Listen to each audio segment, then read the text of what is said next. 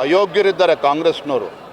Vote ಚೋರಿ ಅಲ್ಲ, ದೇಶದ ಜನ ಇವತ್ತು ಕಾಂಗ್ರೆಸ್ ಬಗ್ಗೆ ಯಾಕೆ ವಿಶ್ವಾಸನ ಕಳೆದುಕೊಂಡಿದ್ದಾರೆ, ಕಾಂಗ್ರೆಸ್ ಪಕ್ಷದ ನಾಯಕತ್ವದ ಬಗ್ಗೆ ಯಾಕೆ ವಿಶ್ವಾಸನ ಕಳೆದುಕೊಂಡಿದ್ದಾರೆ ಅಂತೇಳಿ ಆಲೋಚನೆ ಮಾಡಬೇಕು. ಇವತ್ತು ವೋಟ್ ಚೋರಿ ಬಗ್ಗೆ ಮಾತನಾಡ್ತಕ್ಕಂಥ ರಾಹುಲ್ ಗಾಂಧಿ ಆಗಲಿ, ಸಿದ್ದರಾಮಯ್ಯನವರಾಗಲಿ, DK ಶಿವಕುಮಾರ್ ಅವರಾಗಲಿ ಇವತ್ತು ದೇಶದ ಮತದಾರರಿಗೆ ಅಪಮಾನ ಮಾಡ್ತಾ ಇದ್ದಾರೆ. ಯಾವ ಕಾರಣಕ್ಕೆ ಇವತ್ತು ದೇಶದ ಜನ ನಿಮ್ಮನ್ನು ಧಿಕ್ಕರಿಸಿದ್ದಾರೆ ಅದ್ರ ಬಗ್ಗೆ ಯೋಚನೆ ಮಾಡಲಿ. ದೇಶದ ಜನ ಸ್ಪಷ್ಟವಾಗಿ ಬಯಸಿರ್ತಕ್ಕಂಥದ್ದು ನರೇಂದ್ರ ಮೋದಿಜಿಯವರ ನಾಯಕತ್ವ. ನರೇಂದ್ರ ಮೋದಿಜಿಯವರ ನಾಯಕತ್ವನ ಮೆಚ್ಚಿ 3ನೇ ಬಾರಿಗೆ ದೇಶದಲ್ಲಿ ಇವತ್ತು ಅಥವಾ ಅಧಿಕಾರಕ್ಕೆ ತರುವಂಥ ಕೆಲಸ ಮಾಡಿದ್ದಾರೆ. ಪ್ರಧಾನಮಂತ್ರಿ ನರೇಂದ್ರ ಮೋದಿಜಿಯವರು ಸತತವಾಗಿ 3ನೇ ಬಾರಿಗೆ 11 ವರ್ಷಗಳಿಂದ ದೇಶವನ್ನು ನಡೆಸ್ತಾ ಇದ್ದಾರೆ. ಇವತ್ತು ರಾಹುಲ್ ಗಾಂಧಿ ಕೇಳೋದಕ್ಕೆ ಇಚ್ಛಪಡ್ತೇನೆ, ನೀವು 55-60 ವರ್ಷಗಳ ಕಾಲ ಕಾಂಗ್ರೆಸ್ ಪಕ್ಷ ದೇಶ ನಡೆಸ್ತಲ್ಲ, ಯಾವತ್ತಾರ ಭಾರತ ಅಭಿವೃದ್ಧಿ ಪಥದಲ್ಲಿ ಸಾಗಬೇಕು ಅಂತ ಯೋಚನೆ ಮಾಡಿದ್ದೀರಾ? ಆದರೆ ನಮ್ಮ ಪ್ರಧಾನಮಂತ್ರಿ ನರೇಂದ್ರ ಮೋದಿಜಿಯವರು 2047ನೇ ಇಸ್ವಿಗೆ ಒಂದು ಅಭಿವೃದ್ಧಿ ಹೊಂದಿರತಕ್ಕಂಥ ದೇಶ ಆಗಬೇಕು, ವಿಕಸಿತ ಭಾರತ ಆಗಬೇಕು ಅನ್ನುವ ಕನಸನ್ನು ಹಿಡ್ಕೊಂಡು ಹೊರಟಿದ್ದಾರೆ. ಇದು ಯಾವುದನ್ನು ಕೂಡ ಸಹಿಸ್ಕೊಳ್ಳೋದಕ್ಕೆ ಸಾಧ್ಯ ಆಗದೇ ಇವತ್ತು ರಾಹುಲ್ ಗಾಂಧಿಯವರು ಮನಬಂದಂತೆ ನಡೆದುಕೊಳ್ತಾ ಇದ್ದಾರೆ.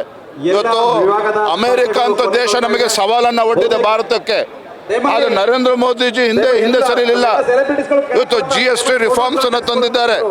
GST ಸುಧಾರಣೆಯನ್ನು ತರೋ ಮೂಲಕ ದೇಶದ ಎಲ್ಲ ವರ್ಗದ ಜನರಿಗೆ, ಬಡವರು, ಮಧ್ಯಮದ ವರ್ಗದವರು ಎಲ್ಲರಿಗೂ ಕೂಡ ಒಂದು ನ್ಯಾಯವನ್ನು ಕೊಡ್ತಕ್ಕಂಥ ಕೆಲಸ ಮಾಡಿದ್ದಾರೆ. ಆರ್ಥಿಕ ಶಕ್ತಿ ತುಂಬುವಂಥ ಕೆಲಸ ಮಾಡಿದ್ದಾರೆ.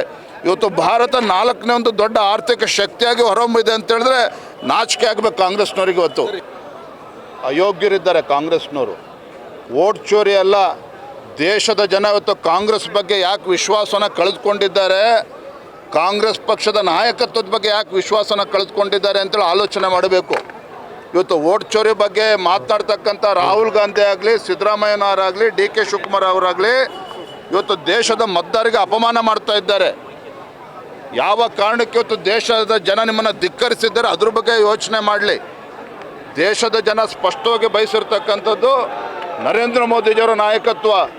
ನರೇಂದ್ರ ಮೋದಿಜಿಯವರ ನಾಯಕತ್ವನ ಮೆಚ್ಚಿ 3ನೇ ಬಾರಿಗೆ ದೇಶದಲ್ಲಿ ಇವತ್ತು ಅಥವಾ ಅಧಿಕಾರಕ್ಕೆ ತರುವಂಥ ಕೆಲಸ ಮಾಡಿದ್ದಾರೆ. ಪ್ರಧಾನಮಂತ್ರಿ ನರೇಂದ್ರ ಮೋದಿಜಿಯವರು ಸತತವಾಗಿ 3ನೇ ಬಾರಿಗೆ 11 ವರ್ಷಗಳಿಂದ ದೇಶವನ್ನು ನಡೆಸ್ತಾ ಇದ್ದಾರೆ. ಇವತ್ತು ರಾಹುಲ್ ಗಾಂಧಿ ಕೇಳೋದಕ್ಕೆ ಇಚ್ಛಪಡ್ತೇನೆ, ನೀವು 55-60 ವರ್ಷಗಳ ಕಾಲ ಕಾಂಗ್ರೆಸ್ ಪಕ್ಷ ದೇಶ ನಡೆಸ್ತಲ್ಲ, ಯಾವತ್ತಾರ ಭಾರತ ಅಭಿವೃದ್ಧಿ ಪಥದಲ್ಲಿ ಸಾಗಬೇಕು ಅಂತ ಯೋಚನೆ ಮಾಡಿದ್ದೀರಾ? ಆದರೆ ನಮ್ಮ ಪ್ರಧಾನಮಂತ್ರಿ ನರೇಂದ್ರ ಮೋದಿಜಿಯವರು 2047ನೇ ಇಸ್ವಿಗೆ ಒಂದು ಅಭಿವೃದ್ಧಿ ಹೊಂದಿರತಕ್ಕಂಥ ದೇಶ ಆಗಬೇಕು, ವಿಕಸಿತ ಭಾರತ ಆಗಬೇಕು ಅನ್ನುವ ಕನಸನ್ನು ಹಿಡ್ಕೊಂಡು ಹೊರಟಿದ್ದಾರೆ. ಇದು ಯಾವುದನ್ನು ಕೂಡ ಸಹಿಸ್ಕೊಳ್ಳೋದಕ್ಕೆ ಸಾಧ್ಯ ಆಗದೇ ಇವತ್ತು ರಾಹುಲ್ ಗಾಂಧಿಯವರು ಮನಬಂದಂತೆ ನಡೆದುಕೊಳ್ತಾ ಇದ್ದಾರೆ.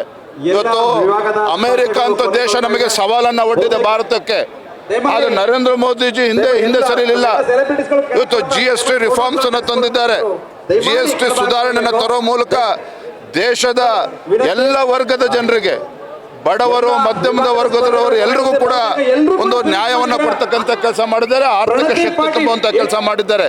ಇವತ್ತು ಭಾರತ 4ನೇ ಒಂದು ದೊಡ್ಡ ಆರ್ಥಿಕ ಶಕ್ತಿಯಾಗಿ ಹೊರಹೊಮ್ಮಿದೆ ಅಂತ ಹೇಳಿದ್ರೆ ನಾಚಿಕೆ ಆಗಬೇಕು ಕಾಂಗ್ರೆಸ್ನವ್ರಿಗೆ ಇವತ್ತು.